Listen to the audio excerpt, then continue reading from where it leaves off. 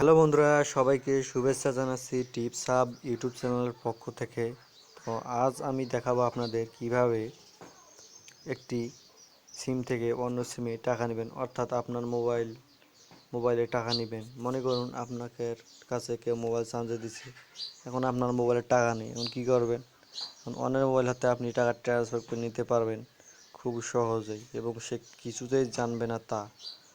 শুরু করা যাক। প্রথমে আপনি আপনার কলার অ্যাপে যাওয়ার পর স্টার 10,000 হ্যাশ 1,000 হ্যাশ লিখে কল দেবেন। তার আগে একটা কথা বলে নেই যে অবশ্যই আপনার সিমটি বাংলালিংক হতে হবে। তো কল দেওয়ার পর এখানে ইন্টারের 4 ডিজিট পিনকোড ট্রান্সফারের জন্য আপনি 3টে পিনকোড চাচ্ছে আপনার কাছে, তো আমরা দিলাম। আপনি একটি কোরিয়ান পিনকোড দেবেন, আমি একটু সহজে দিয়ে দিলাম।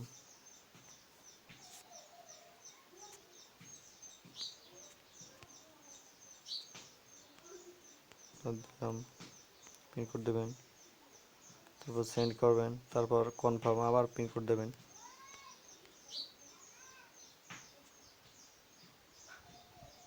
তো দেওয়ার পর এখানে কন্টিনিউ দেবেন। এখানে ব্যালেন্স ট্রান্সফার করবেন। এখন আপনার হয়ে গেছে। তো যার মোবাইলে করবেন তাকে এইভাবে আপনি যয় টাকা দিতে চান তয় টাকা এখানে লিখবেন। আমি 10 টাকা দিলাম।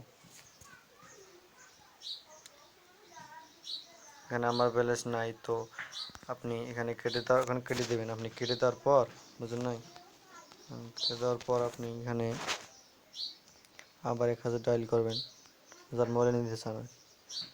তার কাছে আপনি পাসওয়ার্ড দিয়ে রাখছেন। তো এখানে ব্যালেন্স ট্রান্সফার ক্লিক করে আপনার অ্যামাউন্ট দিয়ে তারপর নাম্বার দেবেন, দিয়ে ট্রান্সফার করবেন। যেহেতু আমার মোবাইলে টাকা নেই তাই আপনাদের প্রমাণ দেখাতে পারলাম না, তবে অবশ্যই ট্রান্সফার হবে এবং যে কারো মোবাইল থেকে নিতে পারবেন। আর পিন চেঞ্জ করা তো কোনো ব্যাপার না, কেননা পিন চেঞ্জের কোড তো আপনার মোবাইলেই আসবে, আর মোবাইলটি যেহেতু আপনার হাতে থাকবে। ধন্যবাদ।